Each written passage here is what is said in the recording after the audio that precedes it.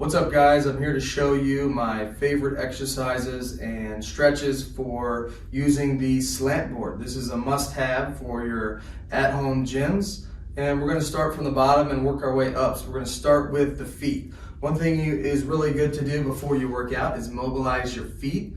We walk around in tight shoes all day with arch supports, so our arches get tight. So one thing I like to do first is mobilize the forefoot, or right under the ball of the foot. So I'm going to put the ball of the foot and the big toes on the slant board. I'm going to kind of angle here. Now when my foot's flat, you can go straight over, feel it stretch a little bit more in the calf, or you can rotate and sort of put your knee in and really mobilize the arch and the forefoot. Like so. You're going to lean your weight over, send the knee inside and try to go over the toe. You should feel a pretty good stretch in the plantar aspect of your foot. From there, you can just move your foot closer onto the slant board and do the same thing. You'll get the back or the midfoot.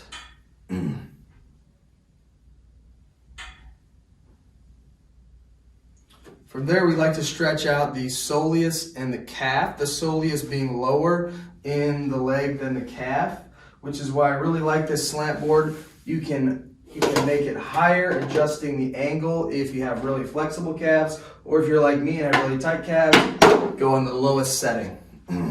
I like to do one side at a time. I can use more weight, more pressure. Foot on the slant board, knee bent, is going to stretch the lower part of the leg, the soleus, sending the knee forward with the heel down. Knee straight and leaning forward is going to stretch the calf. You'll feel the knee straight, stretching higher. Knee bent is going to get lower. From there, the best way to get mobility in the calves that I've found is to use the muscle when it's at a lengthened position. So for example, if I'm stretching my soleus, I'm going to stretch for 8 to 10 seconds, do a rep, come back down, stretch for 8 to 10 seconds, do a rep, come back down. Same thing if I was doing this for the calf, stretch, 8 to 10 seconds, raise up. Next stretches I like to do on the slant board are the Jefferson curl and an elephant walk. Both of these are going to stretch out the spine as well as all the musculature and actually nerves on the back side of the body. So a Jefferson curl, if it's a new exercise to you, probably want to do this without weight. If you're used to it, you can add weight and it can be very helpful. I'm going to show you with weight just in case you've already been doing these. Both feet on the board, hands in front of you. Basically, all you're going to do is round your body, and this angle is going to be good so you can see how my spine's moving. Rounding your head, shoulders, upper back, all the way down, keeping the knees extended. Rounding everything, and this is about as far as I can go until I feel a really good stretch through here.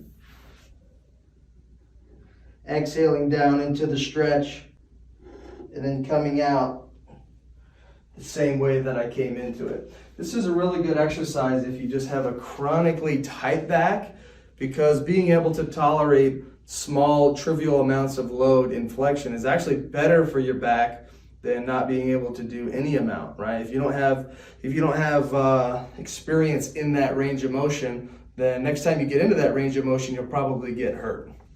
Next thing is called an elephant walk. It's a one-sided thing where if you really have a lot of tension behind the knee or in the upper calf, this is a great exercise for you. You're going to have both feet on. I like to do it with something to hang on to. So you're going to start with both knees bent. From here, you're going to pick a side, straighten your knee back, and really tuck your chin down. And for me, I feel this between the bottom of the mid hamstring down to about the mid calf. You're going to hold that maybe 20, 30 seconds and then come off of it. Same thing on the other side. Straighten the knee out. You're going to feel a lot of tension on the back of the leg here. Most people think the elephant walk is an exercise to get your muscles longer. I actually totally disagree. I think this is for sciatic nerve tension. If your nerves are really tight, then you won't have great mobility. And you can actually get longer nerves by stretching them. This is a great exercise for that. Next exercise I like is called a step down. There's many variations of this exercise. I'm going to show you guys two that I use weekly, and it's been really helping my knees out. So you're going to have both feet on the slant board. You can have something for balance if you are either not good at this exercise, you have weak knees, or you just need some assistance. So one way to do these is with balance. You're going to have one leg off, bend your knee till your heel comes onto the ground, and you're going to rest on your foot. Now with this leg, you're going to put a lot of pressure down into the board, press your weight back up, using assistance for balance and or adding some help if your knees aren't that strong. So one way to do this is going down slowly till your weight is off, pressing into the board, coming back up.